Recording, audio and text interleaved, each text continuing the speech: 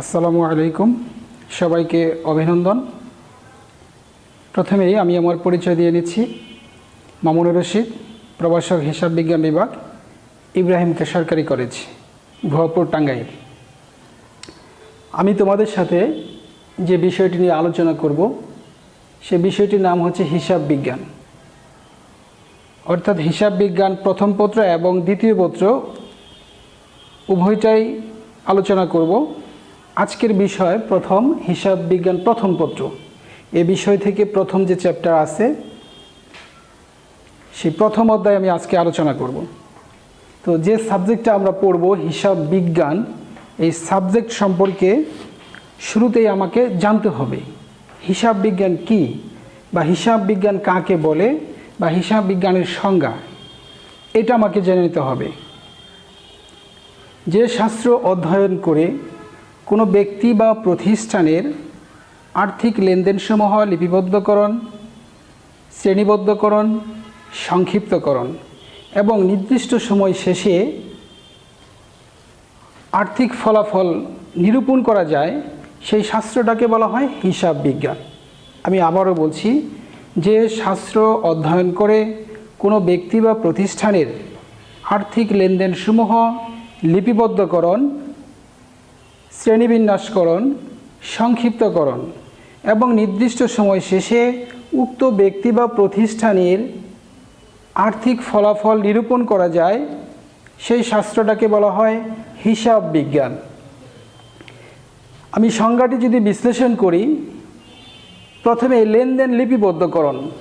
লেনদেন শব্দটা চলে আসে। লেনদেন কাকে বলে? লেন অর্থ নেওয়া, আর দেন অর্থ দেওয়া। দেওয়া এবং নেয়ার মাঝে যে ঘটনা সংঘটিত হয় সেটাই হচ্ছে লেনদেন। অথবা আমি বলতে পারি যে লেনদেন কাকে বলে? অর্থের মাপকাঠিতে পরিমাপযোগ্য আর্থিক অবস্থার পরিবর্তনকারী কোনো ঘটনাকে লেনদেন বলে। আবারও বলছি, অর্থের মাপকাঠিতে পরিমাপযোগ্য এবং আর্থিক অবস্থার পরিবর্তনকারী কোনো ঘটনাকে লেনদেন বলে। এর ইংরেজি শব্দটা হচ্ছে ট্রানজ্যাকশন। লেনদেনের ইংরেজি হচ্ছে ট্রানজ্যাকশন। লেনদেনের বৈশিষ্ট্য, লেনদেনের সংজ্ঞা আমরা শিখলাম। এখন আমাকে জানতে হবে লেনদেনের বৈশিষ্ট্যগুলো, যে একটি ঘটনার ভিতরে কি কি বৈশিষ্ট্য থাকলে সেই ঘটনাকে আমরা লেনদেন বলে আখ্যায়িত করতে পারি। সেই বৈশিষ্ট্যের ভিতরে প্রথমেই আছে অর্থের মাপকাঠিতে পরিমাপযোগ্য। কোনো ঘটনা যদি অর্থের মাপকাঠিতে পরিমাপযোগ্য না হয় তাহলে সেই ঘটনাকে লেনদেন বলা যাবে না। কীরকম? যে পুকুরে পানিতে পড়ে একটি ছেলে মারা গেল, এখানে একটি ঘটনা ঘটেছে কিন্তু অর্থের কোনো পরিমাপ নেই, তাহলে এই ঘটনাকে আমরা লেনদেন বলতে পারি না। কিন্তু আমরা যদি বলি যে 5,000 টাকা দিয়ে একটি চেয়ার ক্রয় করা হলো, এখানে 5,000 টাকা অর্থের পরিমাপ আছে, তাহলে একটা ঘটনা ঘটছে। কীরকম ঘটনা? যে ক্রেতা সে একটা চেয়ার ক্রয় করেছে, বিনিময়ে সে নগদ অর্থ 5,000 টাকা দিয়েছে, তাহলে এখানে অর্থের একটা পরিমাপ আছে 5,000 টাকা, তাহলে এই ঘটনাকে আমরা লেনদেন বলতে পারি। এই জন্য প্রথম যে বৈশিষ্ট্য আমরা ঘটনাতে পরিলক্ষিত করব সেটা হচ্ছে অর্থের মাপকাঠি আছে কিনা, অর্থের পরিমাপ আছে কিনা। দ্বিতীয় বৈশিষ্ট্য হচ্ছে আর্থিক অবস্থার পরিবর্তন। আমরা যে ঘটনাটি ঘটবে সেই ঘটনাটির মাধ্যমে প্রতিষ্ঠানের বা ব্যক্তির আর্থিক অবস্থার পরিবর্তন ঘটেছে কিনা এইটা আমাকে দেখতে হবে। অর্থের মাপকাঠিতে পরিমাপযোগ্য, অর্থের পরিমাপ আছে কিন্তু আর্থিক অবস্থার পরিবর্তন নেই, তাহলে ওই ঘটনাকে লেনদেন বলা যাবে না। যেমন আমরা এক্সাম্পল স্বরূপ জানতে পারি, 5,000 টাকা বেতনে একজন কর্মচারী নিয়োগ দেওয়া হলো। এই ক্ষেত্রে অর্থের পরিমাপ আছে কিন্তু এই ঘটনার দ্বারা আর্থিক অবস্থার কোনো পরিবর্তন ঘটেনি, তাহলে অর্থের পরিমাপ থাকা সত্ত্বেও আর্থিক অবস্থার পরিবর্তন না ঘটায় আমরা এই ঘটনাকে লেনদেন বলতে পারি না। আর যদি বলি যে 5,000 টাকার একটি যন্ত্রপাতি ক্রয় করা হলো, 5,000 টাকা দিয়ে নগদে একটি যন্ত্রপাতি ক্রয় করা হলো, তাহলে এই ক্ষেত্রে প্রতিষ্ঠানের যন্ত্রপাতি, মেশিন, এই সম্পত্তিটা বৃদ্ধি পাচ্ছে আর নগদ টাকা চলে যাচ্ছে। একটি সম্পদ বৃদ্ধি পাচ্ছে, আরেকটি সম্পদ হ্রাস পাচ্ছে। তাহলে এখানে আর্থিক অবস্থার পরিবর্তন হয়েছে। তাহলে আমরা বুঝতে পারলাম যে এই ঘটনাতে দুইটি বৈশিষ্ট্যই রয়েছে। একটি হলো অর্থের মাপকাঠিতে পরিমাপযোগ্য অর্থের পরিমাপ, আরেকটি হলো আর্থিক অবস্থার পরিবর্তন। এই দুইটা বৈশিষ্ট্যই থাকার কারণে এই ঘটনাকে আমরা লেনদেন বললাম, এটি লেনদেন। তৃতীয়, দ্বৈত সত্তা। দ্বৈত সত্তা হচ্ছে দুটি পক্ষ। প্রত্যেকটা লেনদেনেরই দুটি পক্ষ থাকতে হবে। একটি পক্ষ সুবিধা গ্রহণ করবে, অপর পক্ষ সুবিধা প্রদান করবে। সুবিধা গ্রহণকারী গ্রহীতা আর সুবিধা প্রদানকারী হবে দাতা। 4 নম্বর, স্বয়ং সম্পূর্ণ স্বতন্ত্র। প্রত্যেকটা লেনদেন একটি লেনদেন আরেকটি লেনদেন থেকে আলাদা, ভিন্ন হতে হবে। যেমন জানু 1, 2020 2,000 টাকা দিয়ে পণ্য ক্রয় করা হলো। 2,000 টাকা দিয়ে করিমের নিকট হতে পণ্য ক্রয় করা হলো। এটা বাকিতে লেনদেন সংগঠিত হয়েছে। জানু 5, 2020 করিমকে তার পাওনা পরিশোধ করা হলো। তাহলে দেখা যাচ্ছে যে এখানে দুইটা ঘটনা ঘটেছে। জানুয়ারি 1 তারিখে আমি পণ্য ক্রয় করেছি বাকিতে, একটা ঘটনা। আরেকটি ঘটনা হচ্ছে যে তার পাওনা পরিশোধ করা হলো। তাহলে দুইটি স্বয়ংসম্পূর্ণ স্বতন্ত্র আলাদা দুইটি লেনদেন সংগঠিত হয়েছে। নাম্বার 5, দৃশ্যমান ও অদৃশ্যমান লেনদেন। লেনদেন দৃশ্যমানও হতে পারে, অদৃশ্যমানও হতে পারে। যেমন 2,000 টাকার আসবাবপত্র ক্রয় করা হলো, এটি একটি দৃশ্যমান লেনদেন। অথবা বলতে পারি কর্মচারীকে 5,000 টাকা বেতন দেওয়া হলো, এটা একটি দৃশ্যমান লেনদেন। 10,000 টাকার যন্ত্রপাতি ক্রয় করা হলো, এটা একটি দৃশ্যমান লেনদেন, দেখা যাচ্ছে। আর যদি যন্ত্রপাতি অথবা আসবাবপত্রের উপর অবচয় ধার্য করা হলো, এটি একটি অদৃশ্যমান লেনদেন। তাহলে লেনদেনের বৈশিষ্ট্যের ক্ষেত্রে দৃশ্যমানও হতে পারে, অদৃশ্যমানও ঘটনা হতে পারে। দৃশ্যমান এবং অদৃশ্যমান উভয় ঘটনাই লেনদেনের একটি বৈশিষ্ট্য। ইতিবৃত্তি ও ভবিষ্যৎ ঘটনা। লেনদেনের বৈশিষ্ট্যের ভিতরে এখন যেটা আমরা শিখব, ইতিবৃত্তীয় ও ভবিষ্যৎ ঘটনা। অতীতের ঘটে যাওয়া যে ঘটনা, অতীতে সংঘটিত কোনো ঘটনাই হচ্ছে ইতিবৃত্তীয়। যেমন রহিমকে 2,000 টাকা প্রদান করা হলো, এটা অতীতে প্রদান করা হয়েছে। অথবা 1,000 টাকা দিয়ে একটি আসবাবপত্র ক্রয় করা হলো, এটা অতীতে ক্রয় করা হয়েছে। তাহলে এটা ইতিবৃত্তীয়, অতীতের ঘটনা ঘটছে, এটা লেনদেনের একটি বৈশিষ্ট্য। আর ভবিষ্যতে যদি কোনো ক্ষতির সম্ভাবনা থাকে, সেই ক্ষতির সম্ভাবনা এড়ানোর জন্য কিছু সঞ্চয় রেখে, অর্থ রেখে দেওয়া হয় সঞ্চয় হিসাবে, সেটা হচ্ছে ভবিষ্যৎ ঘটনা, ঘটবে ভবিষ্যতে। সেটা কি অনাদায়ী পাওনার সঞ্চিতি। অনাদায়ী পাওনার সঞ্চিতি, দেনাদারের নিকট হতে আমি কিছু টাকা পাবো না, সেইটা ঝুঁকি এড়ানোর জন্য কিছু অর্থ আমি রেখে দিলাম, সেটা হলো ভবিষ্যতে ঘটবে ভবিষ্যৎ ঘটনা। ইতিবৃত্তীয় ভবিষ্যৎ ঘটনা, এটি একটি লেনদেনের বৈশিষ্ট্য। 7 নাম্বার, হিসাব নিকাশের ভিত্তি। লেনদেন দুটি পদ্ধতিতে হতে পারে, একটি হচ্ছে নগদ ভিত্তিক, আরেকটি হচ্ছে বকেয়া ভিত্তিক। লেনদেন দুটি পদ্ধতিতে হতে পারে, একটি হচ্ছে নগদ ভিত্তিক, আরেকটি হচ্ছে বকেয়া ভিত্তিক। নগদ ভিত্তিক কেমন? কর্মচারীদের 1000 টাকা নগদে বেতন দেওয়া হলো। এটা নগদান ভিত্তিক, নগদ অর্থ চলে গেছে। বাকিতে রহিমের নিকট হতে বাকিতে 1000 টাকার পণ্য ক্রয় করা হলো। এই লেনদেনটি হচ্ছে বকেয়া ভিত্তিক লেনদেন। তাহলে আমরা জানতে পারলাম যে হিসাব নিকাশের ভিত্তিতে অর্থাৎ প্রত্যেকটা লেনদেনই হতে পারে সেটা নগদ ভিত্তিক, নগদে লেনদেন সংগঠিত হতে পারে অথবা বাকিতে হতে পারে। 8 নম্বর, পণ্য বা সেবার বিনিময়। লেনদেন হতে হলে গ্রহীতা এবং দাতা উভয়ের ভিতরে অবশ্যই বিনিময়ের মাধ্যম থাকতে হবে, অর্থাৎ হয় পণ্য হবে অথবা সেবা, এই দুইটা যে কোনো একটার বিনিময় থাকতে হবে গ্রহীতা এবং দাতার মধ্যে। পণ্য অথবা সেবা যদি কোনো ঘটনায় না থাকে বিনিময়ের মাধ্যম হিসেবে, তাহলে সেই ঘটনাকে লেনদেন বলা যাবে না। 9 নম্বর, প্রামাণ্য দলিল। লেনদেন সংগঠিত হতে হলে সেই লেনদেনের ডকুমেন্টারি অর্থাৎ প্রামাণ্য দলিল হিসাবে কিছু কাগজপত্র থাকতে হবে। সেটা ভাউচার থাকতে পারে, ক্যাশ মেমো থাকতে পারে। এগুলোর মাধ্যমেই সাধারণত লেনদেনগুলো সংগঠিত হয়। আমি একটি 1000 টাকার আসবাবপত্র ক্রয় করলাম, ফার্নিচার ক্রয় করলাম, তাহলে এই ক্ষেত্রে আমি বিক্রেতার নিকট হতে একটি ক্যাশ মেমো বা ভাউচার আমি নিয়ে নিলাম।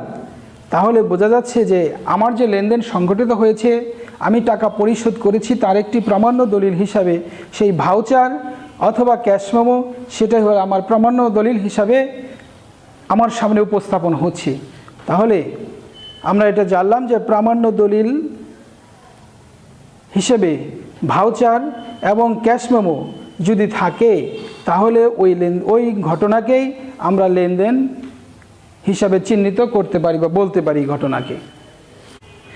জি, আমরা লেনদেনের বৈশিষ্ট্যের ভিতরে 2 নম্বর যে বৈশিষ্ট্য আলোচনা করেছি আর্থিক অবস্থার পরিবর্তন। সে আর্থিক অবস্থার পরিবর্তনটা দুটি পদ্ধতিতে হতে পারে বা দুভাবে হতে পারে। একটিকে বলা হবে নিট পরিবর্তন, আরেকটি হচ্ছে গুণগত পরিবর্তন। এখন নিট পরিবর্তন এবং গুণগত পরিবর্তন এই বিষয়টি জানতে হলে আমাকে হিসাব সমীকরণ সম্পর্কে জানতে হবে। এখন হিসাব সমীকরণটা কি এটা আমরা শিখব।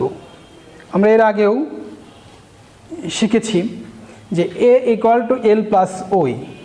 এতে হলো অ্যাসেটস, সম্পত্তি বা সম্পদ, L লায়াবিলিটিস, দায়, OE ওনার্স ইকুইটি, মালিকানা সত্ত্ব। এ হলো অ্যাসেটস, L লায়াবিলিটিস, OE হচ্ছে ওনার্স ইকুইটি। সম্পদ, দায়, মালিকানা সত্ত্ব, এটা এই বিষয়গুলোর সাথে আমরা অতি পরিচিত। সম্পদ, এই সম্পদ কাকে বলে বা সম্পদের সংজ্ঞাটা আমাকে জানতে হবে। কোনো ব্যক্তি বা প্রতিষ্ঠানের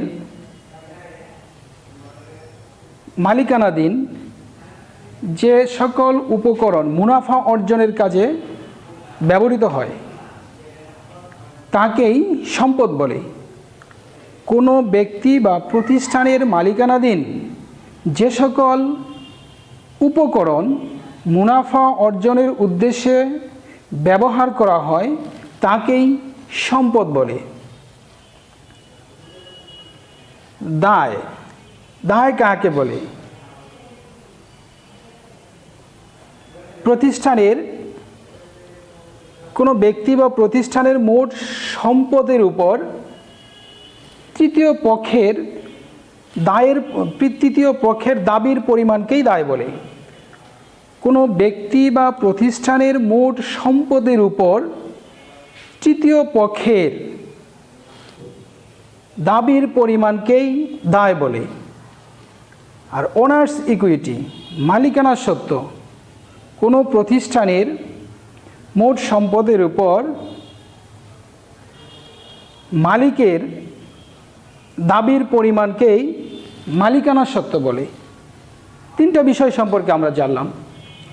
এখন আমরা যাব নিট পরিবর্তন এবং গুণগত পরিবর্তন।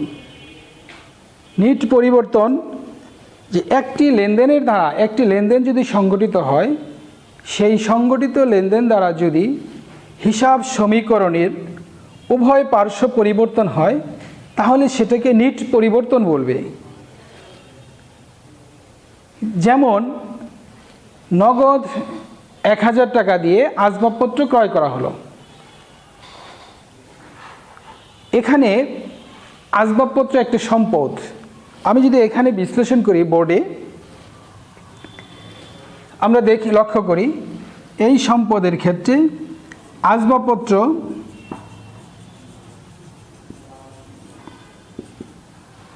আরেকটি হচ্ছে নগদ।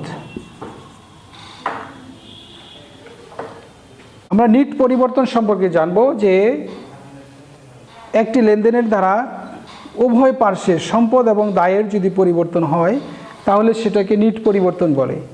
যেমন বাকিতে আসবাবপত্র ক্রয় করা হলো, 1000 টাকা দিয়ে বাকিতে আসবাবপত্র ক্রয় করা হলো। তাহলে বাকিতে যদি 1000 টাকার আসবাবপত্র ক্রয় করি, তাহলে এখানে আসবাবপত্র বৃদ্ধি পেল 1000 সমান প্রদেয় হিসাব বৃদ্ধি পেল 1000। উভয় পার্শ্ব এই লেনদেনের দ্বারা উভয় পার্শ্বের পরিবর্তন হলো, এটাও বৃদ্ধি, এখানে আসবাবপত্র এটাও বৃদ্ধি। তাহলে উভয় দিক পরিবর্তন হওয়াকেই নিট পরিবর্তন বলে। আর যদি বলি নগদে আসবাবপত্র, নগদে 1000 টাকার আসবাবপত্র ক্রয় করা হলো, তাহলে এখানে আসবাবপত্রের স্থলে আসবাবপত্র এবং নগদ দুইটা জিনিস। এখানে আসবাবপত্র এটা বৃদ্ধি পাচ্ছে আর এখানে নগদ টাকা কমে যাচ্ছে, অর্থাৎ একটি সম্পদ বৃদ্ধি পাচ্ছে, একটি সম্পদ কমে যাচ্ছে। এটা হলো গুণগত পরিবর্তন। অর্থাৎ একটি লেনদেনের দ্বারা যদি সম্পদ এবং দায়ের যে কোনো একদিকের পরিবর্তন হয়, তাহলে সেটাকে আমরা গুণগত পরিবর্তন বলবো। তো একটি লেনদেনের দ্বারা যে কোনো হয় নিট পরিবর্তন হবে অথবা গুণগত পরিবর্তন হবে। এখানে আমি যে এক্সাম্পল দিয়েছি যে আসবাবপত্র বাকিতে ক্রয় করা হলো, এটা হবে নিট পরিবর্তন। সম্পদের পাশাপাশি দায়ের পরিমাণও বৃদ্ধি পেয়েছে, সম্পদও বৃদ্ধি পেয়েছে, আসবাবপত্র দায়ও বৃদ্ধি পেয়েছে। আর এই লেনদেনের দ্বারা নগদে আসবাবপত্র ক্রয় করা হলো, এটার দ্বারা আসবাবপত্র সম্পদ বৃদ্ধি পেয়েছে আর নগদ টাকা কমে গেছে। তাহলে এটা আমাদের জানা হলো যে কিভাবে নিট পরিবর্তন হয় এবং গুণগত পরিবর্তন আমাদের আসে এই সমীকরণের মাধ্যমে, সমীকরণের ভিতরে সেটা আমরা জানতে পারলাম। এখন আমরা লেনদেনের বৈশিষ্ট্য জেনেছি, সংজ্ঞা জেনেছি। লেনদেনের ভিতরে দেয়া নেয়া বলেছি যে লেন অর্থ নেয়া, দেন অর্থ দেয়া। নেওয়া দেওয়ার বিষয়টাই হচ্ছে লেনদেন। লেনদেনের ভিতরে গ্রহীতা এবং দাতা এই দুটি পক্ষ রয়েছে, দুটি পক্ষ। তো এখানে দুটি পক্ষের ভিতরে কাকে আমি ডেবিট করব, কাকে আমি ক্রেডিট করব, একটা ঘটনা ঘটবে, সেই ঘটনাকে আমি চিহ্নিত করলাম, এটি একটি লেনদেন। সেই লেনদেনটাকে ওখানে দুটি পক্ষকে চিহ্নিত করতে হবে। একটি পক্ষ সুবিধা গ্রহণ করবে, অপর পক্ষটি সুবিধা প্রদান করবে। এখন কে সুবিধা গ্রহণ করেছে, কে সুবিধা প্রদান করেছে? যে সুবিধা গ্রহণ করবে তাকে আমি ডেবিট করব, যে প্রদান করবে তাকে আমি ক্রেডিট করব। এখন লেনদেনের ডেবিট এবং ক্রেডিট নির্ণয়ের আধুনিক পদ্ধতিতে যে সূত্র, সেই সূত্রটা আমি এখানে উপস্থাপন করেছি তোমাদের সামনে। তো প্রথম সম্পদ, সম্পদ বৃদ্ধি পেলে ডেবিট, সম্পদ হ্রাস পেলে ক্রেডিট। 2000 টাকা দিয়ে একটি মেশিন ক্রয় করা হলো, এখানে মেশিন একটি সম্পদ, মেশিন ডেবিট, নগদ টাকা চলে গেল, হ্রাস পেয়েছে, নগদান হিসাব ক্রেডিট। তাহলে একটি লেনদেনের দ্বারাই সম্পদ বৃদ্ধি পেয়েছে, ডেবিট করেছি, যে সম্পদটা বৃদ্ধি পেয়েছে তাকে আমি ডেবিট করেছি, যে সম্পদ কমে গেছে, হ্রাস পেয়েছে, তাকে আমি ক্রেডিট করেছি। এখানে মেশিন সম্পদ বৃদ্ধি ডেবিট, নগদ সম্পদ হ্রাস, সে ক্রেডিট। এরপরে খরচ বৃদ্ধি পেলে ডেবিট, খরচ হ্রাস পেলে ক্রেডিট। নগদে পণ্য ক্রয় করা হলো, এই লেনদেনের দ্বারা ক্রয় এটি খরচ, বা বেতন প্রদান করা হলো, বেতন একটি খরচ, তাহলে এখানে বেতন হিসাব ডেবিট, নগদান হিসাব ক্রেডিট। এখানে এই লেনদেনের দ্বারা একটি প্রকাশ পাচ্ছে যে বেতন খরচ, সেই হিসাবে এটি ডেবিট হয়েছে। 3 নম্বর, আয় বৃদ্ধি পেলে ক্রেডিট, আয় হ্রাস পেলে হলো ডেবিট। খরচের বিপরীত, আয় বৃদ্ধি পেলে ক্রেডিট। সেবা দিয়ে নগদ অর্থ পাওয়া গেল, অথবা নগদে পণ্য বিক্রয় করা হলো, তাহলে নগদান হিসাব ডেবিট, বিক্রয় হিসাব ক্রেডিট। আর যদি নগদে সেবা প্রদান করি, নগদান হিসাব ডেবিট, সেবা আয় হিসাব ক্রেডিট। তাহলে এখানে আমি বলেছি আয় বৃদ্ধি পেলে ক্রেডিট হবে। তো এখানে বিক্রয় অথবা সেবা আয় দুটির মাধ্যমেই নগদ টাকা পাওয়া গেছে, ইনকাম হয়েছে, তাহলে এই দুটাকে আমি ক্রেডিট করলাম। দায় বৃদ্ধি পেলে ক্রেডিট, দায় হ্রাস পেলে ডেবিট। 2000 টাকার বাকিতে পণ্য ক্রয় করা হলো, ক্রয় হিসাব ডেবিট, প্রদেয় হিসাব ক্রেডিট। প্রদেয় হিসাব এটি একটি দায়, তাহলে দায় বৃদ্ধি পেয়েছে, দায় বৃদ্ধি পেয়েছে এজন্য প্রদেয় হিসাবকে আমি ক্রেডিট করেছি। মূলধন বৃদ্ধি পেলে ক্রেডিট, মূলধন হ্রাস পেলে ডেবিট। মূলধন বৃদ্ধি পেলে ক্রেডিট, নগদে ব্যবসা শুরু করা হলো, নগদান হিসাব ডেবিট, মূলধন ক্রেডিট। এই ক্ষেত্রে ব্যবসায়ে মালিক বিনিয়োগ করেছে, টাকা আসছে, কার মাধ্যমে? মালিকের মাধ্যমে। এখানে মূলধন বৃদ্ধি পেয়েছে, তাহলে মূলধন যদি বৃদ্ধি পায় তাহলে ক্রেডিট করতে হবে, আর মূলধন হ্রাস পেলে ডেবিট। তো আজকে আমাদের প্রথম ক্লাস ছিল, তো তোমাদেরকে অসংখ্য ধন্যবাদ। নেক্সট ক্লাসে ইনশাল্লাহ আমরা পরবর্তী বিষয়ে আলোচনা করব। Thank you.